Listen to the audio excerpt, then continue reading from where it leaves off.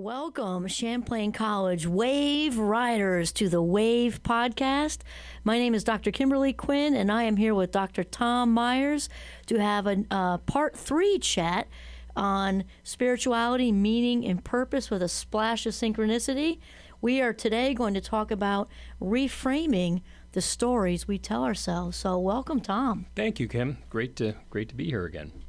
Oh, it's just so good. This is actually, Tom and I love talking about all things synchronicity. And how about we start out with maybe giving our listeners sort of an idea of what we mean when we're talking about the stories we tell about ourselves, and so it's like old stories, new stories about other people, and how we reframe those. Yeah, thank you, Kim. Well, and this is part of a series. If you've listened to it before, it's a 4-part series, maybe more, but I think at least 4 right now. And as you said in the intro, Kim, about spirituality, meaning, and purpose, and how the level of spirituality and understanding in a power in the universe greater than yourself, however you define that. And it's a 4-part series that we're talking about, one, the transcendence, the idea, first part, about transcendence and spirituality. Second, we talked about belonging and being part of a community, as we as social animals, as human beings, and need to be in part with community. The third part, of which we're going to talk about today, is the storytelling.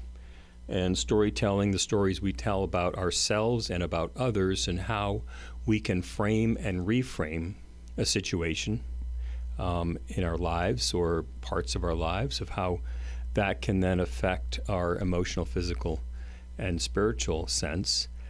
And then lastly, we'll talk about purpose and having that sense of purpose in one's life, and what creates meaning and what creates that level of excitement and energy that gets you up in the morning. So we'll get to that one next, but right now we're going to be talking about, as you said, storytelling.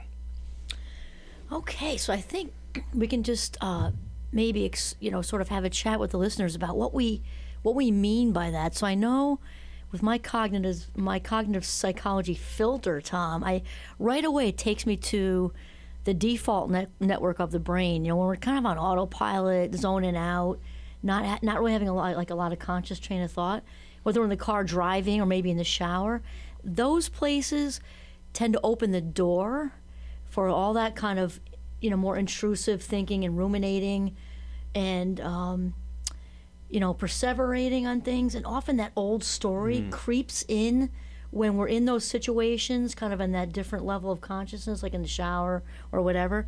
So can you tell us what the impact is with running those old narratives through the mind? Yeah, and you might think, oh, it's all on my emotional outlook and how I'm going to, ruminate, as you said, ruminate or perseverate over a situation.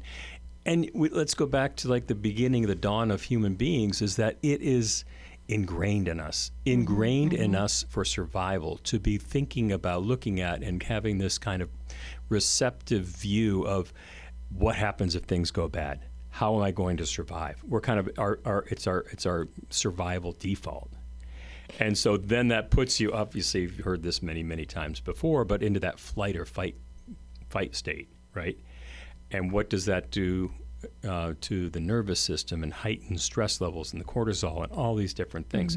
So a situation, and we'll play this out, we'll have some situational role plays here, but a situation where it looks like it could be a negative, something that will negatively impact you. How does that put you into a physiological state of stress? And again, innately, we're kind of designed for survival and designed to be looking for danger.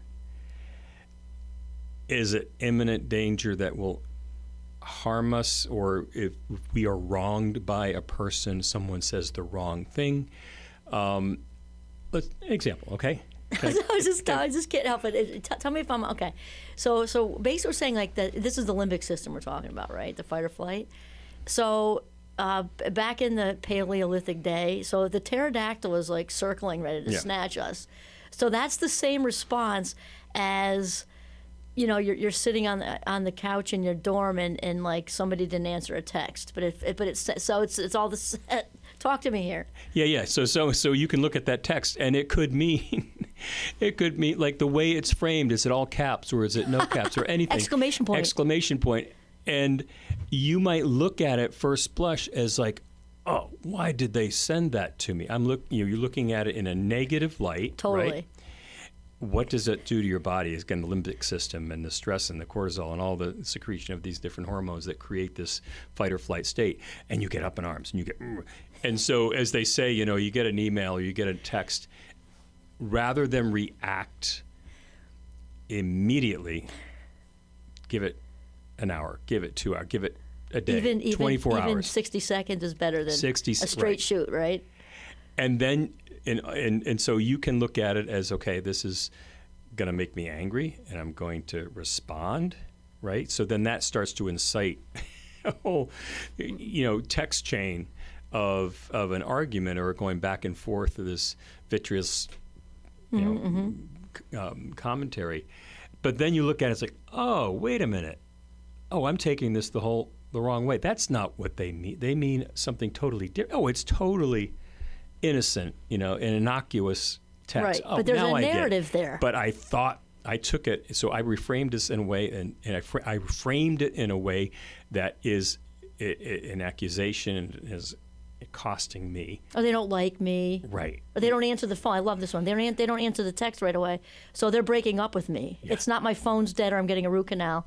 It's they're breaking up. There's a narrative. So you can go down right? that pathway, right? That yes. That narrative that we're creating. Oh, we're creating a whole chain of story. Like oh a my God, story. They're going to break up with me. This is what they mean. They found someone else. They're going all these different things. And like, wait a minute, it's not. It's just responding, and so it's interesting how our brain can work and how it can fill in the spaces that and fill in the words and spaces that really aren't there.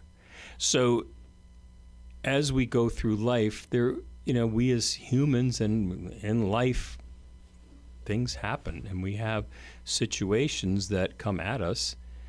Can we look at it in a negative light or a positive light? And what we're talking about today is like, how do we reframe that? How do we back up? How do we reframe this situation? What is the context of what is said? What's its context? And the timing.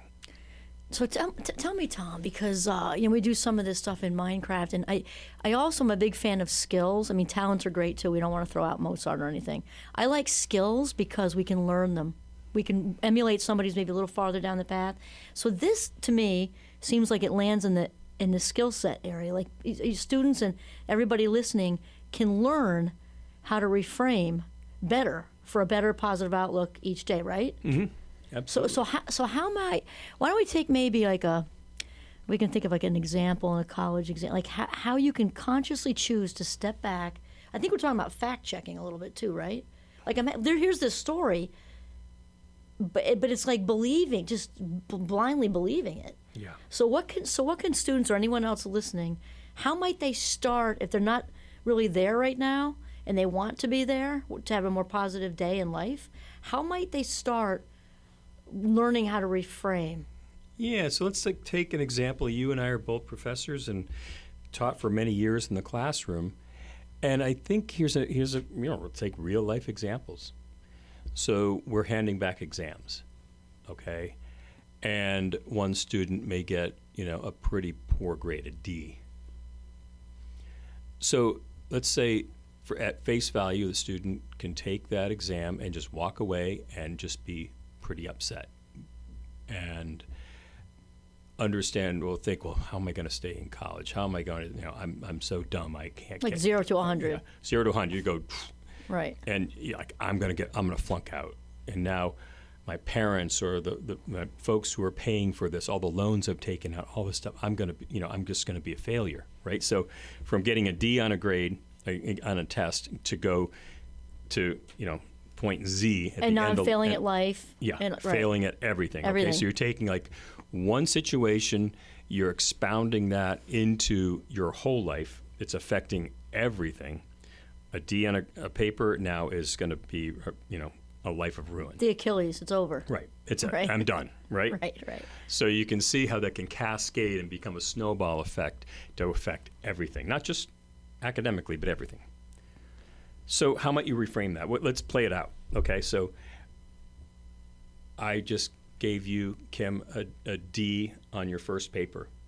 You've worked so hard on this exam or this paper. So what is, if you were going to reframe it, like what would you do? How would you kind of talk yourself through it? And then what actions could you How take? would I talk myself through it? That if I honestly put in the effort, that's the key. Because for me, the intention would matter. Because if I waited to the last minute or something, that'd be like, well, learn that one. I can't blame the professor or blame anybody because I just, I waited to the last minute. Or if there was a legit reason to wait at the last minute, like there isn't really one. So let's say forget that. But you answer like perfect, like yeah, I waited the last minute. Next time, and if I really get, because I actually had this happen to a friend in college. The Shakespeare teacher was just wonderfully demanding, but just really, really good. Oh, rigorous, yeah. Yeah, just rigorous. And everybody wanted to take classes with him. He wasn't like a jerk or anything. And I would look at it, I think, if it was that situation and I really busted my tail to get the D or C, I'd be like, you know what? Wow. It's a tough sell to students in college, maybe in retrospect. I'd be like, I don't know what I would have done differently. I killed myself for this D. Actually, that happened to me in physiology. I love that professor. But I learned so much. Like, I actually learned so much from the studying. Yeah. Yeah, so it's like, one way, like, yeah, I probably deserve it because I didn't put any time into it. I didn't study. Got 3 feet of powder. I went skiing. Yeah, right. I had more other priorities that took place. So then, again, from a healthy reframing, like, yep, I learned from it. I learned that I didn't put the time into it. Going forward, I need to put time into it. Now I know what the professor is asking for, and I will be better able to address it and get a better grade the next time. But this time, I didn't do it because I'm taking it upon myself. Again, the stories you tell yourself, your accountability, your responsibility. I didn't do it. Let's take the second scenario where you did work hard. You really worked hard on this exam. You studied all night, and you really thought you were going to ace it. And then you didn't. And you didn't. And it doesn't mean we're not being, like, that we wouldn't be disappointed. Like, that's just, we can feel disappointed, right? But you didn't get the grade that you expected. So this is just from personal experience. You can see the students all leaving class, and then there's a student who lingers, like knowing that they want to talk to you, right? Absolutely. And it's that student who comes up and says, Dr. Myers, I really worked hard on this. Can you tell me? Here's a really healthy way to frame this going forward. It's like, what can I do? I know I can't. Let's say it's a paper, okay? Is there a possibility I can rewrite this and resubmit it? And if we know as professors, this student's going to go above and beyond and work hard to rewrite this, and it wasn't something, like I said earlier, it wasn't something you just threw together in half an hour. Right. So reframing it to the point where, and as a professor, it's like, well, here's a student who really really worked hard on this. I can see, the authenticity and the sincerity of this student to really want to learn and do, to rewrite this. Certainly, it's like, I'll give you a few more days, rewrite that. Let's see how that looks coming back. So you've gone from a a dire situation of a really poor grade to like, no, I'm a little bit more empowered. Right. The professor's going to allow me to rewrite this. I'm going to learn a lot from this rewrite. Or the professor may say, let's better luck next time. Like, I have to accept this grade. It's not fair for other students. Right. That resubmit but things. Going forward, this is what, Kim, this is what I would like to see you do in terms of your writing, in terms of depth of research and going. So now you're empowered, like, I learned from this one. Going forward, reframing the story about ourselves. Reframing the story. That this is how I'm going to do. That's an academic example. It's an academic example. And I also like, Tom, I like the thread, because even there was a different example with the cell phone situation with, well, no, they didn't text me back, because it relates to the academic. Because it, like you said, the brain naturally wants to fill in the gaps. So it can't be that, my brand new partner of a week is having a root canal. It has to be they're breaking up with me. So the fact checking thing, I think, is so important, because we can easily slide into that kind of panic state or fearful state, or whatever. That's kind of synonymous, I guess. Whatever negative state, without questioning where are those feelings, where are those thoughts coming from. The only thing we have to work with right now is I didn't get a text back. Yeah. That's it. Like, and I think it's having a broader view of the situation. Did you know that they're going for a root canal? Maybe they didn't tell you that they're going to be out the next week, and they're going to, or they're having their tonsils out or wisdom teeth out or whatever. Or their phone fell in Lake Champlain. Right. Yeah. And so it's another introduction of the concept of empathy, to understand that you can't just take it at face value. All the time. That you have to be being empathetic and understanding of what another person is going through, and we don't know what other people's lives and what people are facing at that one time, what's happening with this person in their personal life. And there could be a whole litany of crap that they're going through. Right. They haven't disclosed it to you, but there's a lot more. Snark. Yeah, there's a lot more going through. He dropped a fork and right? Yeah, right. So I have a question. So it's understanding, I guess, a broader view of I think people are trying the best and doing the best they can. Every day and every way. Every way, right. And so having that empathy and a little bit of grace to say, there's a lot more, people are facing a lot more going on than I know about. And so give them the space and the grace for that. Well, I totally agree with that, 100%. I have a question too, Tom. So we gave the example with the academic example and the all too common cell phone. My students talk about this, like the exclamation, like you said, the all caps and all these things.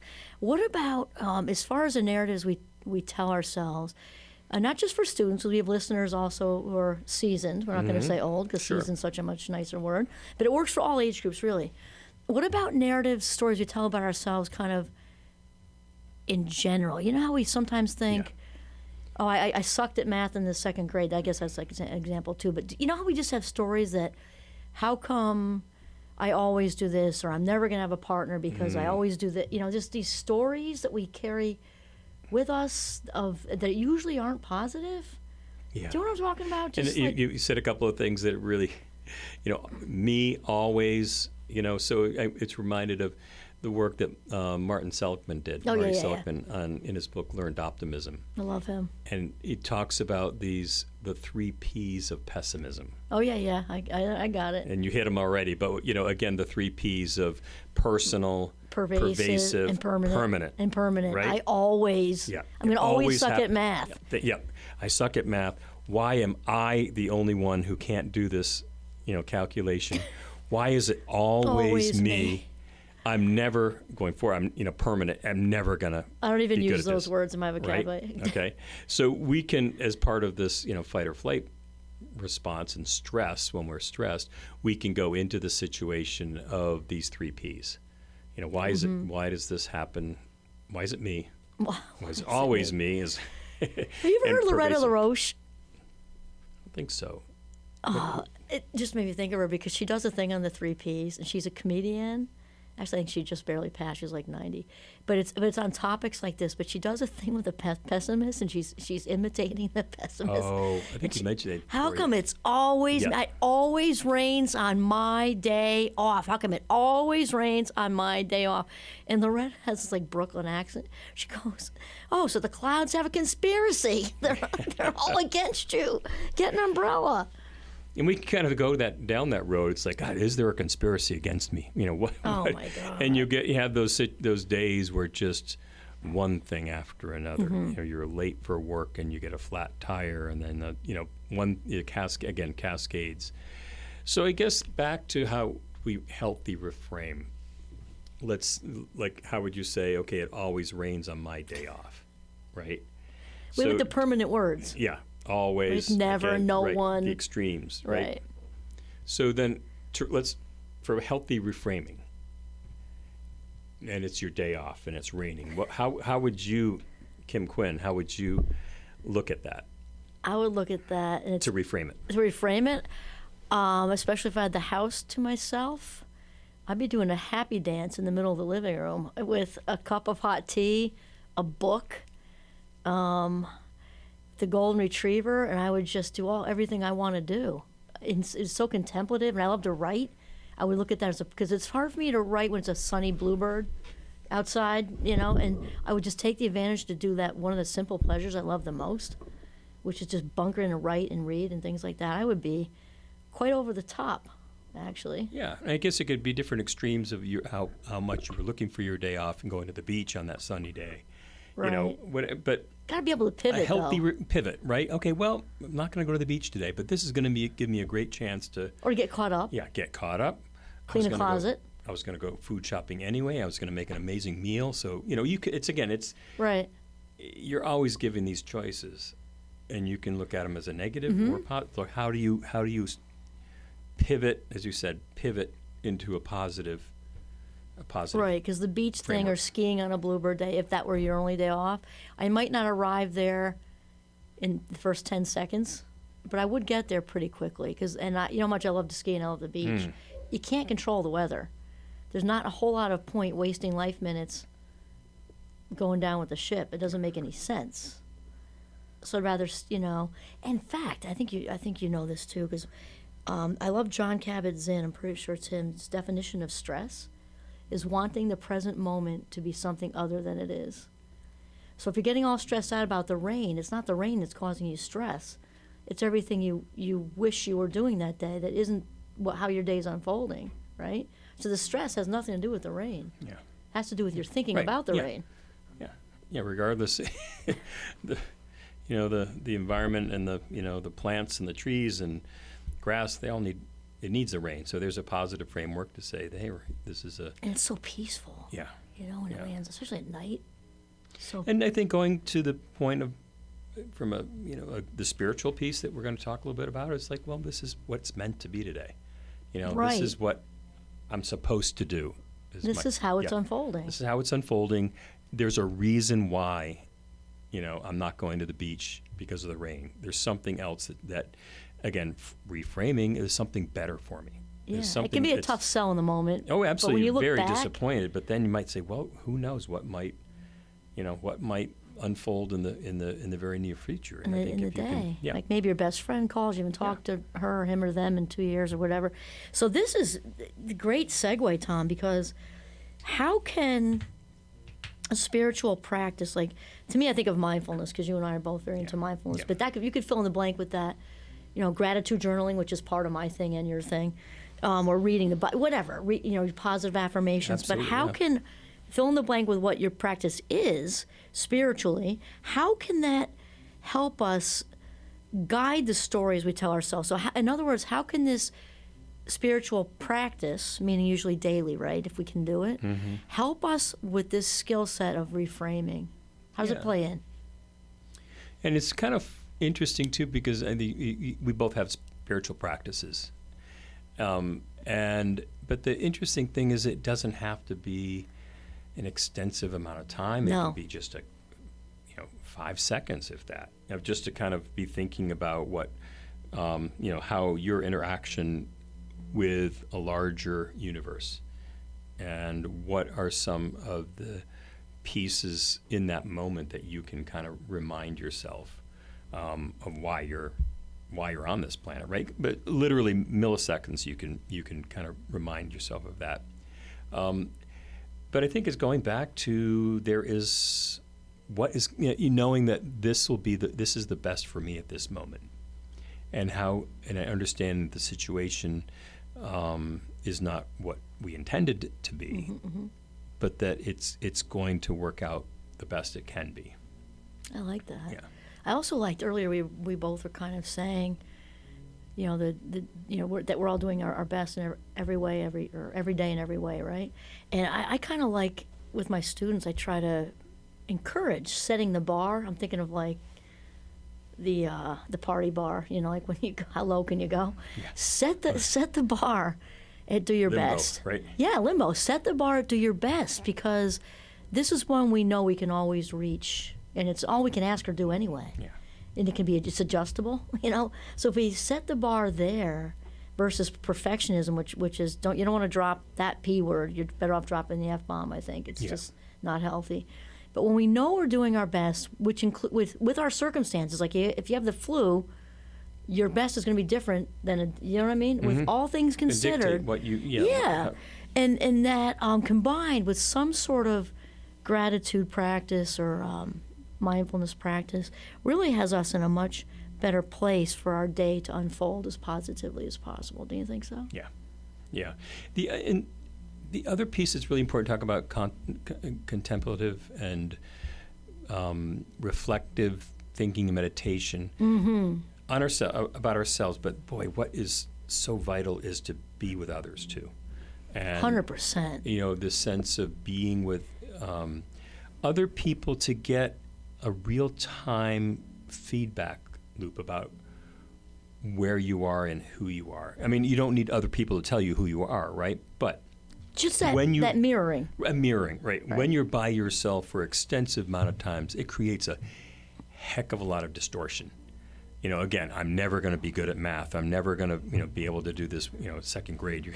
But you're going to tell those stories over and over and over in your head, and then soon enough you're going to start to believe that, and you're going to be kind of going through life that way, right? Because the brain loves repetition. You can teach yourself to believe it. Yeah, you can. Right, absolutely. Right. Yeah, absolutely. And then all of a sudden you're in that mind state, and then it's basically going to bring you down in so many different ways with friends, with acquaintances, but family, right? Mm-hmm. To have this interaction and conversation that's going to give you real life feedback. Like, dude, you're a brilliant. You're just student. having a bad day. Having a bad day. You're a brilliant student. You're really, really good at so many different things. Don't be down. Like, we see you, we value you, we see you from an external point of view that you're doing great. I mean, you're an amazing friend. You're an amazing person. So to have that feedback, your brain thinks differently. Yeah. And then all of a sudden, reframing, like, wow, other people see me as this. Maybe maybe it's true, right? Especially if you're in a low point, don't you think that helps? Yeah. When you kind of don't know which end is up, and then some people who you actually value, because otherwise their opinion might not matter as much, but that they know that they know you. Doesn't that kind of help you see, like, have clarity a little bit? Yeah, when someone authentically does right. They really know they've been best friends. It's like, what are you talking about? You're good at that. Yeah. So there's a kind of almost a kind of realignment, like an immediate realignment of your reframing. It's like, and so all of us, you snap out like, yeah, I guess. That was a really good way to put it. And there's a way of, like, I've been by myself for way too long, and it's become distorting. My out of mind alignment. is out of alignment, right. Distorted. So, yeah, it's a great way of friends and family and loved ones can, kind of realign you, right, into reality and kind of see the value that you legitimately possess. Oh, I love that. This is excellent. So to sum up, reframe is a skill that you want in your personal ninja skill toolbox, right? And how some sort of spiritual practice is very important for that, and also to further enhance this resiliency skill, which is what it is, to be engaging with people around you. Did I?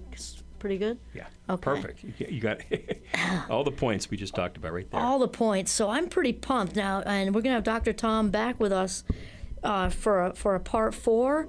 So I guess what we'd like to say is thank you to all the Champlain Wave Riding listeners.